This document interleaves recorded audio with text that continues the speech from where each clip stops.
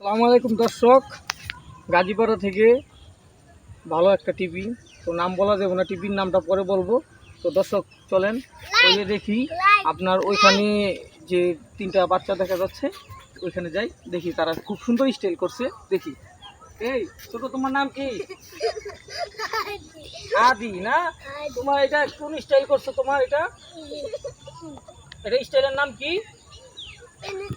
ও, পেনুকা style করছে। আচ্ছা তোমার নাম কি? জোনায়েদ। আচ্ছা তুমি কি স্টাইল করছো এটা? হ্যাঁ, ও গেঞ্জি স্টাইল করছে। তোমার নাম কি? দর্শক, সীমান্ত। তুমি কি স্টাইল করছো?